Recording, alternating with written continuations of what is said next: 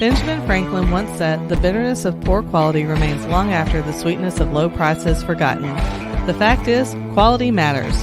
Join us as we make quality fun, interesting, and accessible to companies of all levels. Quality Matters is a must-listen for all things quality. Listen in, ask questions, and get back to doing what matters most. Quality Matters, brought to you by Texas Quality Assurance, where quality management gets simplified. Hello and welcome back to the Quality Matters podcast. I am Kyle Chambers with Texas Quality Assurance. If you're watching this on a YouTube or wherever, you may see that we've kind of got a different background. So we're doing a little bit of kind of change up in the office, trying to consolidate a few things. And so it's kind of meant that I didn't get to record this last week. Of course, you know, it's kind of funny after I said on the last episode that, hey, we're going to get back to doing this regular, but you know, life happens. You got to adapt and kind of move with it. So we are going to pick back up today on this new mini series. And what we're doing, hang on a second here. I better set a timer. Otherwise, I totally forgot to do that before I got started. Otherwise, what's going to happen is I'm going to sit here and babble for about 2 or 3 hours just because I find this stuff interesting. You know, I know I'm kind of weird. Very often we'll be meeting with a client. And I'm like, all right, so this is the fun part. And then I kind of realize how silly it is. Sometimes I consider these things fun, but you know, I guess that's why I do what I do. In any case, we're picking back up today on consultation. So I'm going to walk y'all through here over the next few weeks from maybe not the 20,000 foot view, but I'm going to walk you through what that consultation process looks like. Now, this is for a couple of reasons. Is one, I recognize that the vast majority of you that are listening are not our customers, and that's perfectly fine. I want to make certain that you've got the information you need to do well in your organization. So this, if I could go back in time, 10, 15 years when I first started putting some of these systems in place, hey, this is kind of how I would have done it then. I know I could have saved myself a lot of time and energy, really, really saved a lot of headaches. So we kind of finished up last time talking about going through this gap analysis, this 5-point review. So this is really where everything starts. And the goal isn't that we're checking for every single aspect of the standard. The goal is that we understand with respect to the standard how the business actually functions and operates. So we'll take a process for example. We're going to look at our purchasing process. Now, you may say, well, Kyle, where's this list of processes that you get? It does change kind of organization to organization to some degree, but there's some that are just common among most organizations. So we've got a purchasing process. Within that purchasing process, we have to have suppliers. Okay. Well, that means we also have to identify who we approved as a supplier.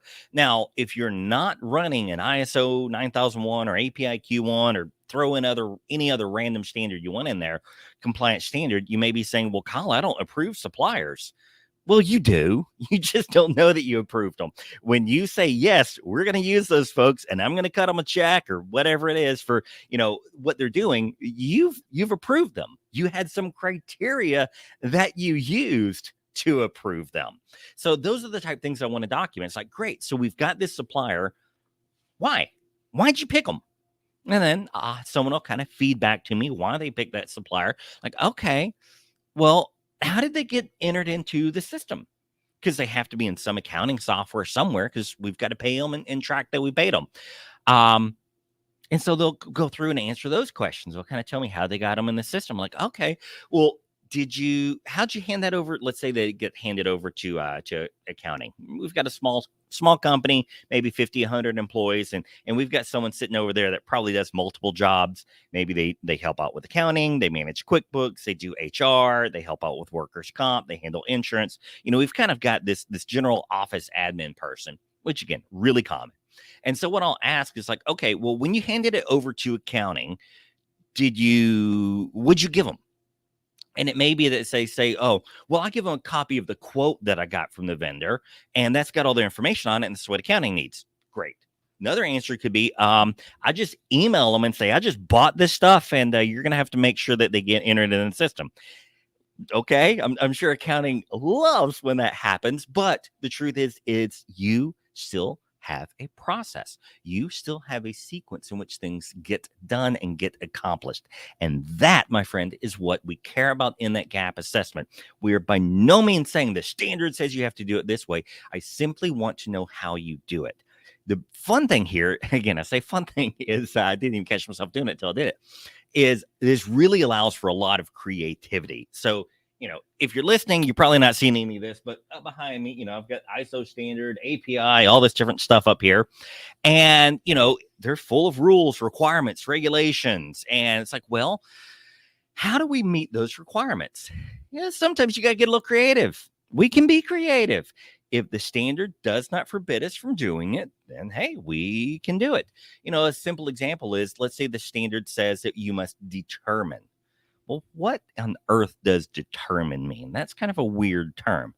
All determine means is you have made a decision and you've communicated that decision. That doesn't mean it has to be documented. If it says documented information must be provided, some form of document information must be provided.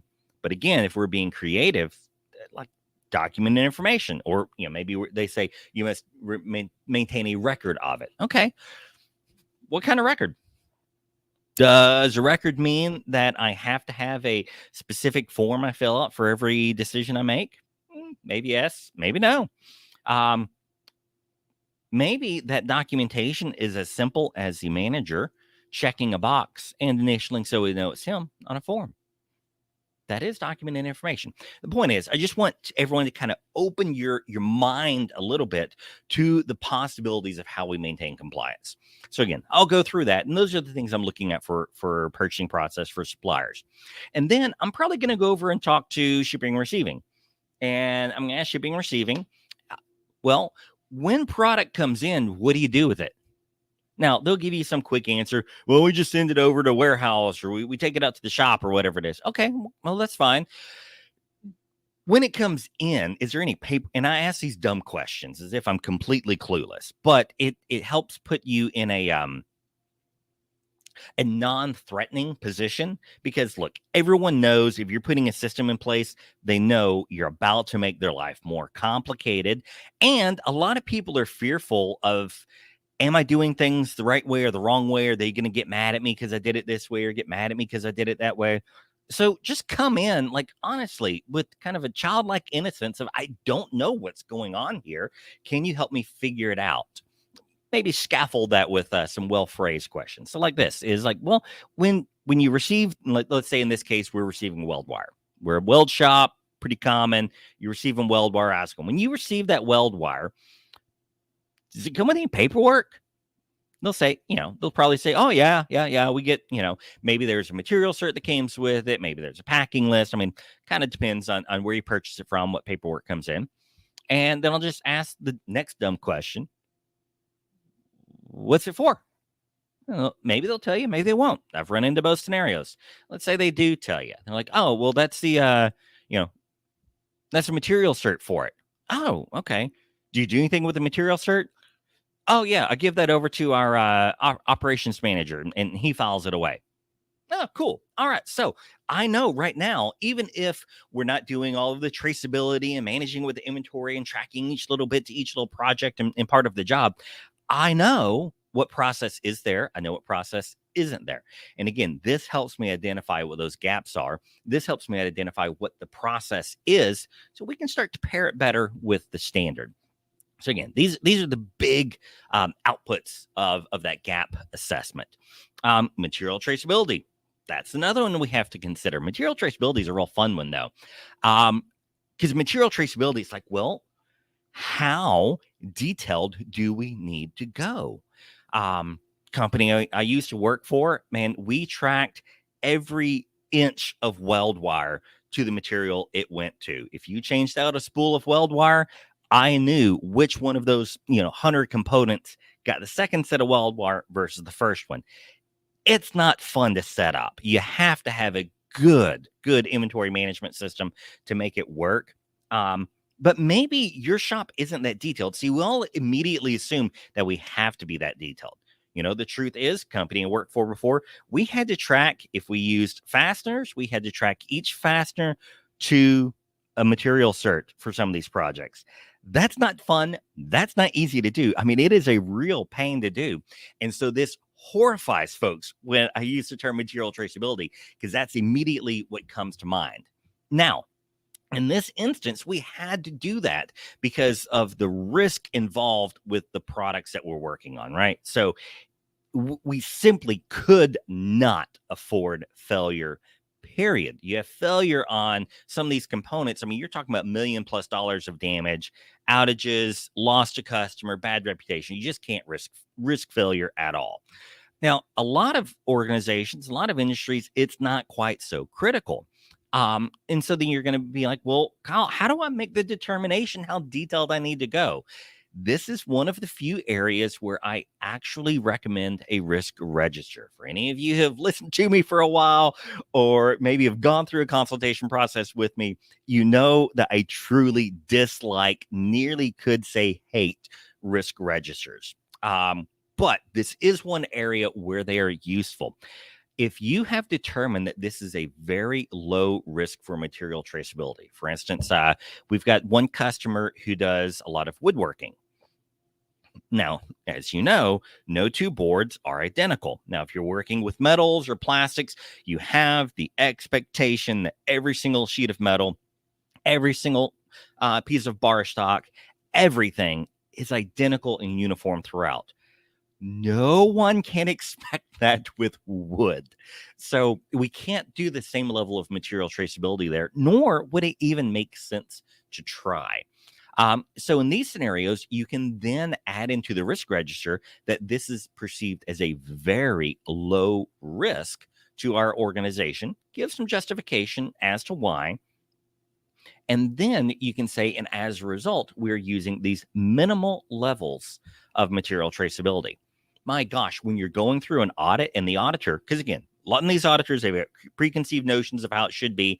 And if they're a good auditor, they're always going to push the more stringent interpretation of the standard and force you to justify a lighter interpretation of the standard. Again, it's just the job of a good auditor.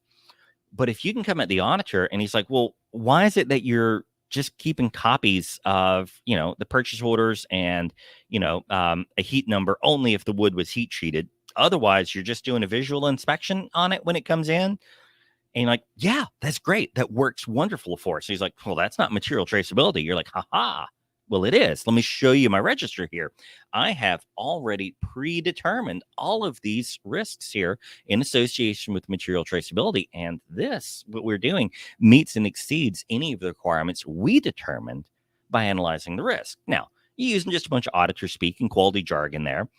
You're basically just saying we're doing what makes sense for our business, and we have documented why. Now, you cannot use the same logic again. Let's say we go back to a weld shop or bar stock and we're working on very high demand components. You can't use the same logic there. Again, because the criticality of it is a little bit different. When you take a look at this little basic stuff on it, when you take a look at like a 2x4, a 2x4 is not 2 by 4 inches anymore. It used to be once upon a time, but the way they found is that if we actually reduce the size of the 2x4, maintaining, certain proportions, that we don't lose any of the required strength.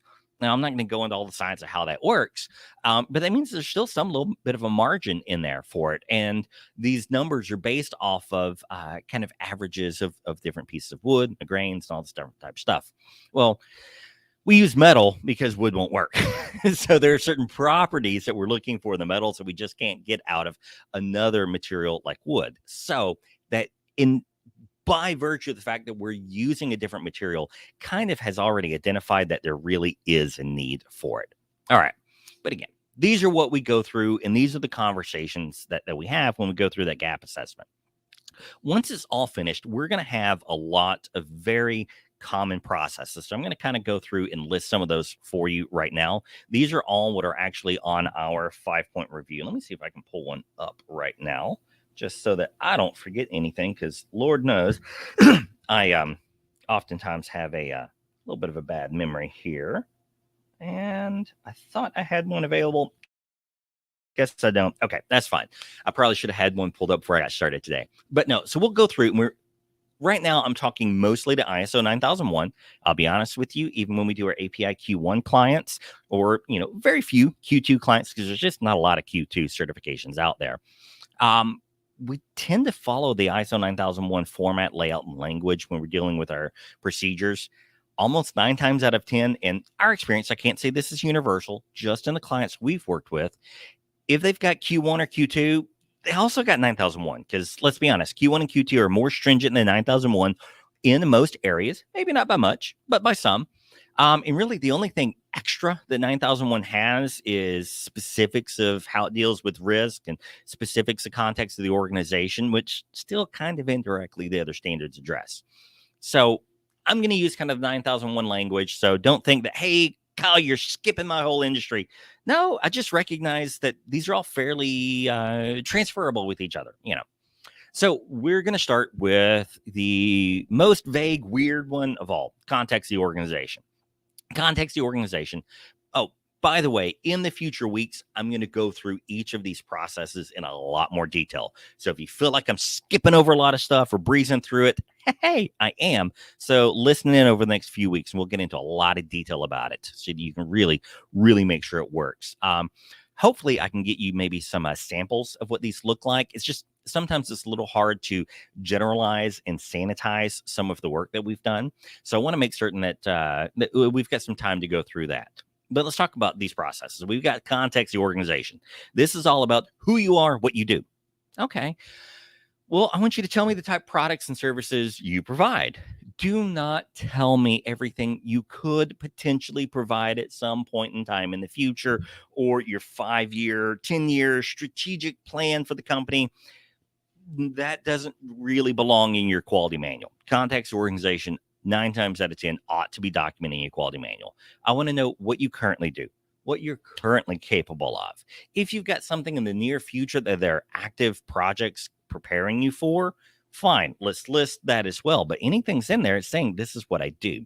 I ran into this a few years ago with one client, CEO of the company, truly one of these like visionary entrepreneurial type people. My gosh, if I had half the skill and charisma and vision that this guy did, man, business would be way, way different, better than it is right now.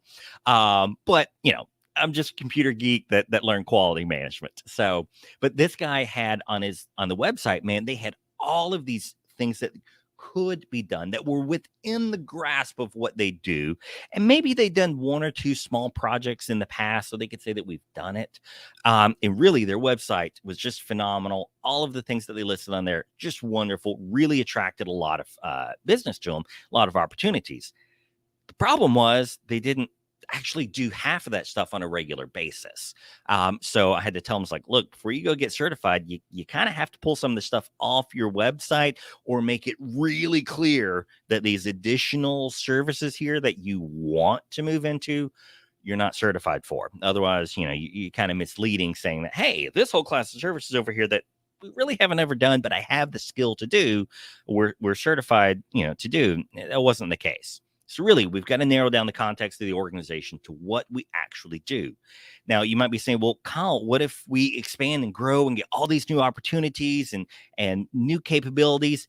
Revise your manual by all means. Revise it. Update that context of the organization. Tell us who you are and what you do.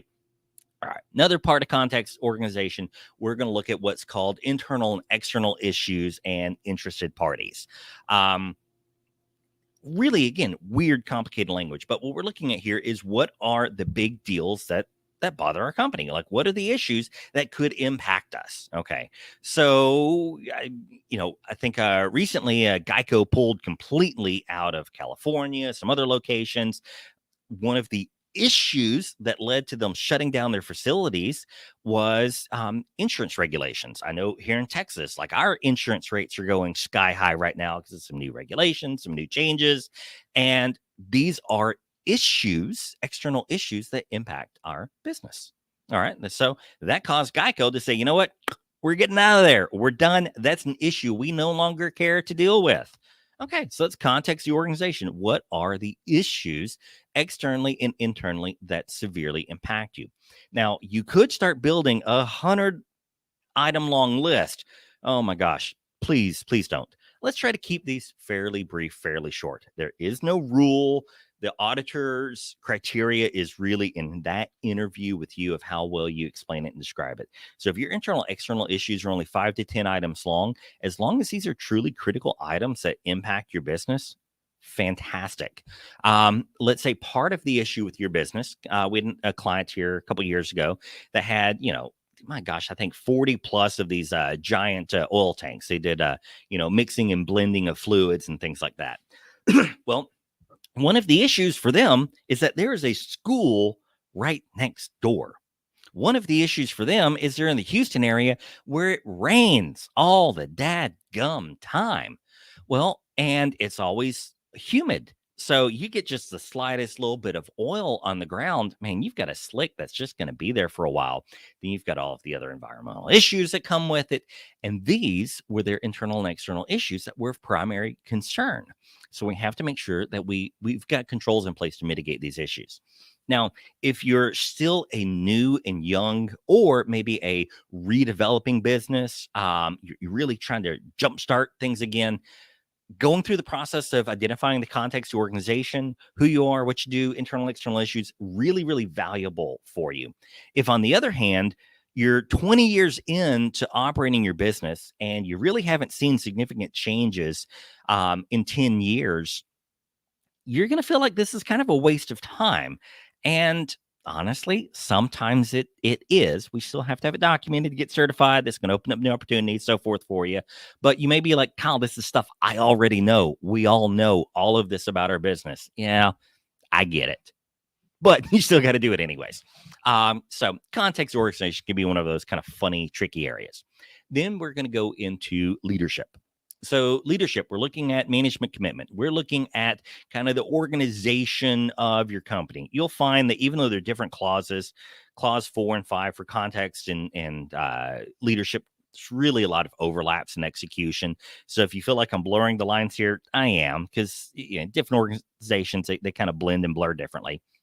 But leadership, that's what we want. We want to know, how do things get accomplished around here? Now, if you're operating on the environmental or safety side of things, leadership has a few different tie-in points. Like, so leadership and environmental safety. So we're looking at 45,001 or 14,001. That really comes into how you interact with your employees, your training programs, things like that. On the quality side, it's really about, how is management engaging to the product of our quality or services that come out? How are those duties and responsibilities within the company defined and communicated? And this really can start to tie into a lot of the rest of the pieces of the standard. We're going to go then, and I want to take, it's not a separate process. I do like to look at the quality policy and objectives separately. Now, if you're doing this for your own company, you may be like, Kyle, we don't have a quality policy. We have a mission statement that our owner put together 10 years ago. Okay. That's the start. I mean, honestly, a quality policy is a mission statement with the sales language removed, and you put some teeth to it. All right. So quality policy has a few basic components to it. It must describe the strategic direction of your company. Like, what are we doing? Where are we going? What are we trying to accomplish? It also needs to be able to kind of set up a structure so that you can have some quality objectives defined with it. Okay. And it also must have a commitment for continual improvement.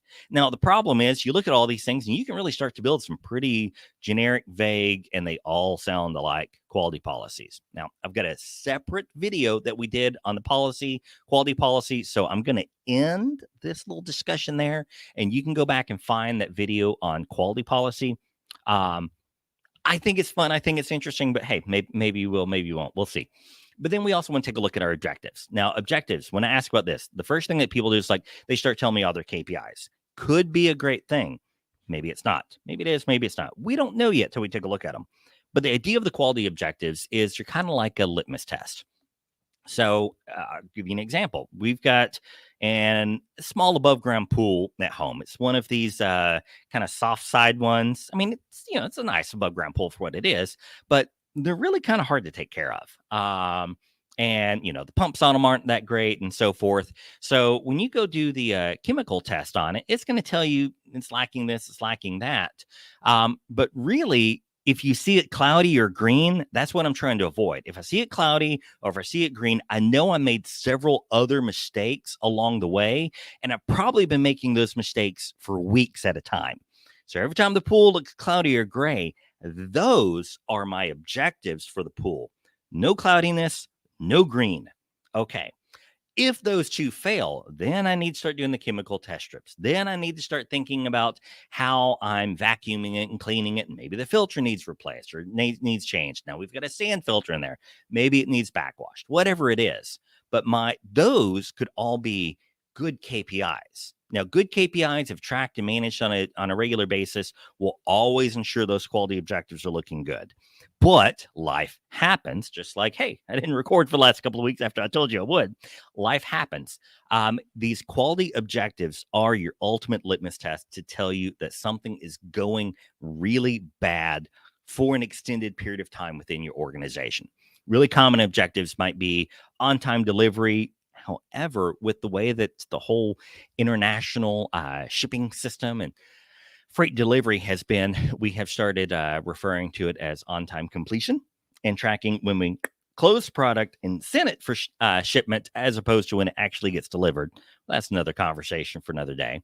But those are really good ones there. If we're consistently having problems getting work done on time, that doesn't necessarily tell me what the problem is, but that sure enough tells me that there's multiple problems that I've got to figure out somewhere else. So those quality objectives really need to be clearly defined, and you need to have a number and a measure with them. A quality this is one thing we started doing here in the last year. I did it for myself 10 years ago. When I first started doing the consultation work here about 6-7 years ago, folks didn't find as much value in it. And truthfully, I probably didn't communicate it very well. We started doing it for everyone here in the last year. Is with every set of quality objectives, page 1 is all about our objectives. Page 2 tells me very specifically how I'm going to calculate them. I mean, like, you're going to go to the XYZ database, you're going to run the ABC report, you're going to extract the data from column 3, and you're going to compare it to these numbers you got over here from finance, and then here's exactly how you're going to calculate that. Like, get specific. Also, in that second page, I want to tell us when do we need to take action? Let's say, for instance, let's say we're working with health and safety, because this is a real good example.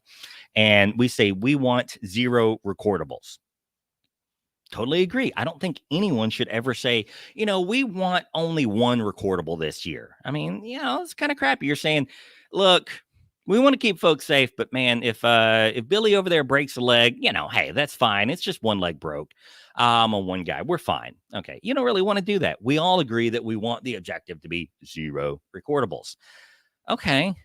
But at what point do you issue a corrective action and really dig into the system, see where the problems have gone wrong? Just like with a measurement, we have a tolerance. I recommend a tolerance with our objectives as well. So maybe on-time delivery the goal is 99%. Cool. 99% on-time delivery. Or we want to sound good. 100% on-time delivery is our goal. I love it. Let's go shoot for 100%.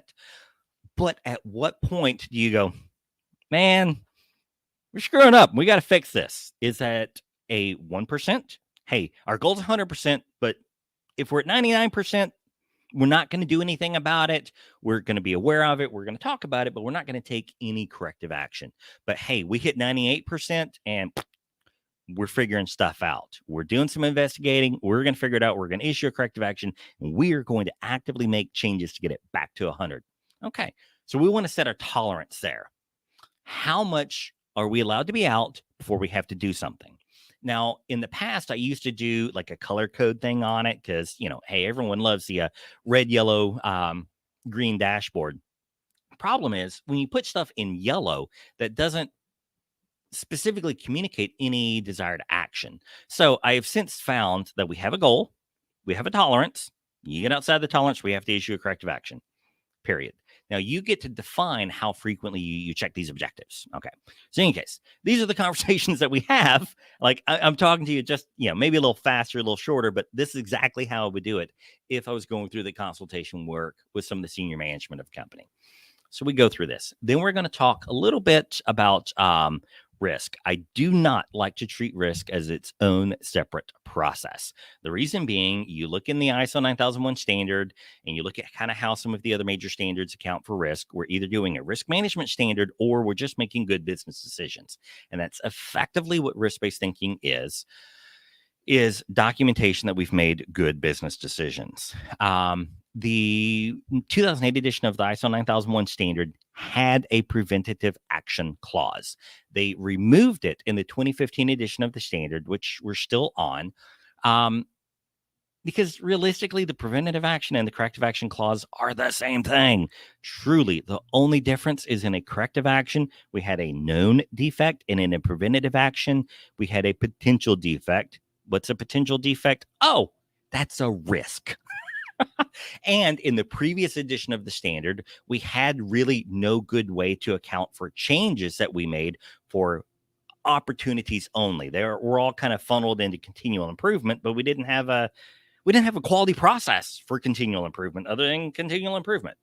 So they introduced this idea of risk-based thinking. I've talked about it a lot before. It's kind of weird, but really, we want to be able to communicate to ourselves, to our team, to our auditor, that yes, we have accounted for what might go wrong in the development of this process. Now, a good way to show evidence of that is a risk register. But please, for crying out loud, do not live and breathe from your risk register. That risk register should not be viewed on a regular basis. Sorry, shouldn't. What you need to do with that risk register is document. Here's all the key things that we took into account when developing this process. Here's all the key stuff we took into account when developing this process. From there on out, we will utilize our corrective action report system for managing changes related to risk and opportunities. Now, risk and opportunities, again, I've talked about this before. They are two sides of the same coin. This is a singular phone. Here's the back. Here's the front. You can see I only got 4 minutes left to talk. We might not get through everything I want to do today, but the two sides of the same coin. So we go through that. Then we're going to talk about our various support processes. And these support processes, these include things like competence and training. So again, simple questions. How do don't ask the question, how do you train someone? Maybe y'all don't really have a formalized training program. So it's kind of a silly question. That's like asking an Amish guy, how do you change the oil in your truck? Maybe he could tell you because he knows he's talked to people that have to change oil in a vehicle, but he has no truck. You can't ask him, how do you change the oil in your truck? Because he just doesn't have one. So we want to go in instead with some more broad questions. Sounds pretty dumb, but they're really good questions. How do you know this guy's any good to do the work he does? How do you know? I mean, how could you prove to me that he's good for the work he does? Now, they may come at you with a lot of different answers, and truly none of these are wrong answers, and they can all be valuable.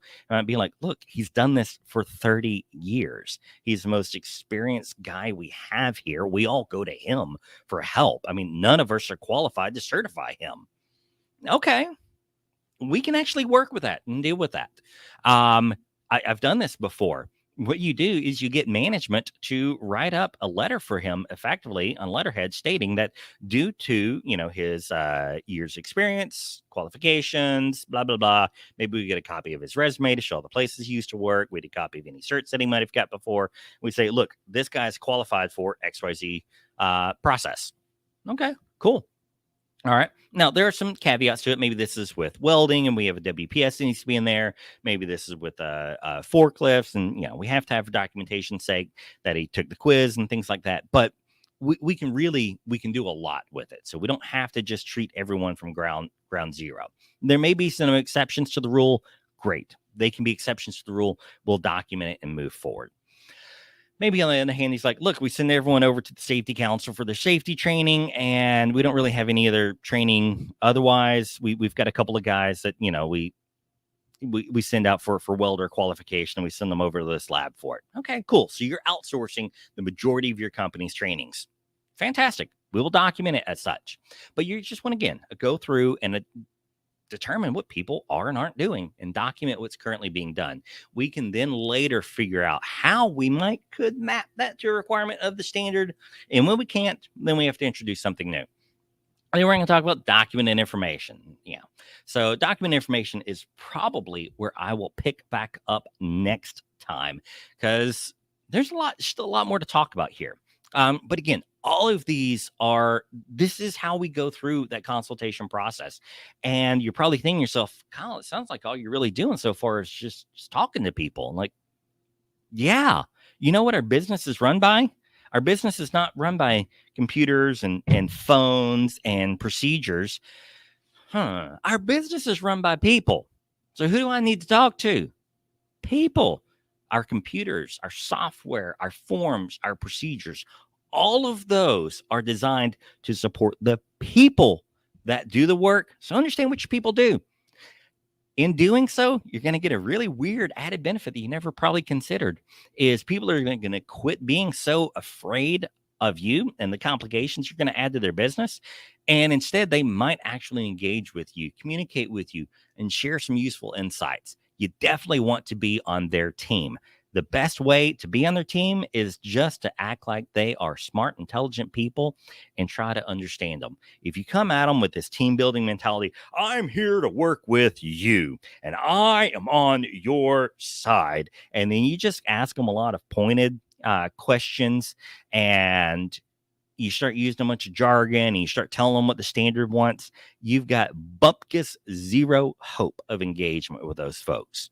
But again, you come at it, you treat them like a person, you ask them about it, you show some interest in their work, and you just want to know what they do because you assume that they're doing something good. Man, it's going to get you a lot further, a lot faster than you ever would otherwise. And that's just as critical of a component in that consulting process as anything else is. So, hey, we will pick back up next week talking about documented information, and we'll kind of finish going through all of these key processes then. And in the following weeks, again, we're going to dive into each of these processes in more detail, kind of go through what you might be looking for in it. So that's all I got for you guys today. If you haven't already, I encourage you to go ahead and check out our website at texasqa.com. Hey, we are going to be putting together a mailing list here soon with a lot of good offers and features and so forth for our QMS software, TQA Cloud. We've got a lot of new development going into it, and we want to make sure that we can get it in as many shops as possible. So go check that out, if you will. They do a lot to help support what we do here on this podcast for you. So that's all I got. Y'all take care and have a good day.